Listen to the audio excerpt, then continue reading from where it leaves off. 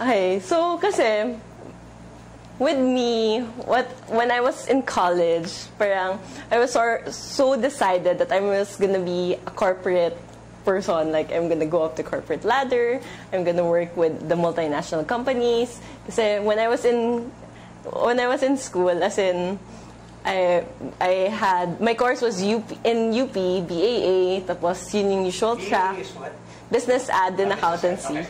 Ayun. Tapos, we also have like marketing competitions that I joined, all these things, as the PNG internships, all sorts. So parang I felt my training was really toward the corporate world.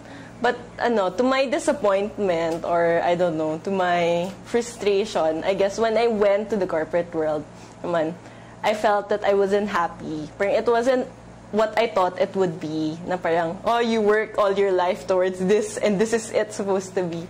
Pero I wasn't happy. But syempre, normal na sabi niya, may transition. So I forced myself to be happy for a while, ganyan. But eventually, it eventually came out that I wasn't happy. Tapos there wasn't any, I guess, the fit or something, what they call it.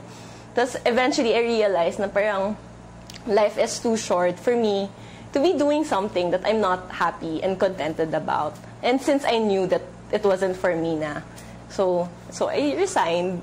Since medyo mabilis siya, and even without much a safety plan. As in, short lang, mga a little over, siguro mga 7 months or something, ganyan. Kasi less than a year. So, as in, I decided na, okay na, ganyan. Tapos, as in, syempre, nothing. Kasi, I just felt sakal that I really had to leave. That was that was how it felt like for me. Tapos, I decided, so ayun, parang medyo relax for a bit kasi it was really intense, that 7 months of working. Like, I'd spend like 12 hours a day in the office. And and it's funny, during that time, when because I didn't get to shop that much. But, as in, there are certain days na hindi ka na matake. So, like, once a month or like every other month, like, I'd spend like 10,000 to 20,000 one shopping trip lang. Kasi, as in, I was like so stressed. And thought, okay, I deserve this. Okay lang. So, but syempre, yun yung wala na ako nag-work. So, I had to, like, figure out what I wanted na. Kasi parang, syempre, I can't, like, not know what I want to do, diba? So parang I like read books, all these things. Then I realized na there's one book that I read about time management.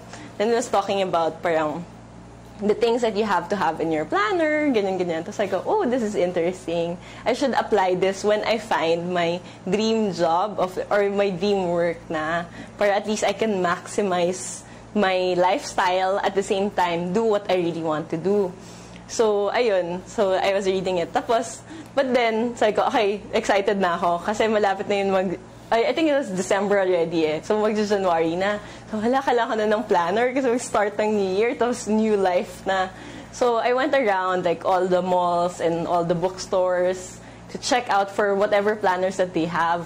Well, that's in, parang, after a week or something, na parang nag-check out. Wala akong trabaho, so I had the time to go to the mall, diba? So, I went around, tapos I go, okay, fine. Wala. Parang, I was parang kind of sad and disappointed because I was so excited to find the perfect planner. But okay, wala. So, I go, fine. Ano nagagawin ko? So, alam ko na, gagawa na lang ako ng planner of my own, na parang, ayun. Since I have my background in college when I was EIC, and we made a planner then for our college. So I go, okay, I'll make my own. So I know some InDesign stuff, and I downloaded some actually not articles, poems na kailang inspiring kasi new life eh. So dapat parang yung mga poems, parang when I look at it, parang ma-inspire ako, ma-excite ako mag-work, ganyan. Tapos I go, okay, game, okay na to.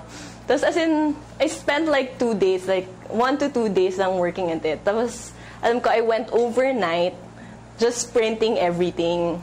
Kasi syempre, whole year yun, 365 days, tapos back to back. Tapos kailangan ko bantayan yung print. Na-layout mo na lahat? Oo, kailangan na-layout ko na lahat. Okay. Tapos back to back. Obsessive ako that time. So, parang kailangan ko siya matapos. So, I have to have it now. 2,000, ganyan. So, I printed it back to back. Then, the next day, so I didn't sleep, diba? Inaabangan ko mag-open yung UP, yung SC. So doon, I had it bound, tapos I waited for it an hour, then I have it na, tapos sobrang proud pa ako. So since I was proud of it, I like brought it everywhere I go, ganyan. Tapos even when I went to Singapore, kasi parang, it was actually my original plan. After college, I would go work in Singapore.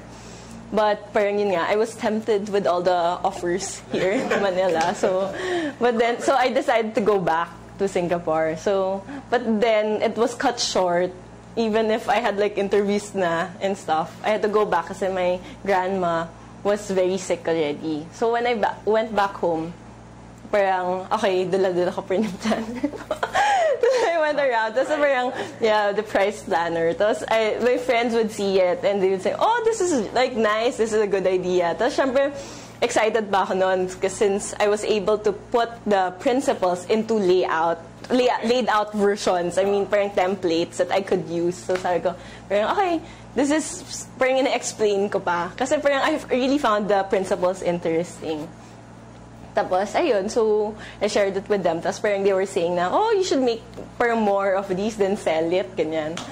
So that's where it started. So parang since they were encouraging me to do it, it's like, oh nga no, sige, I'll do that.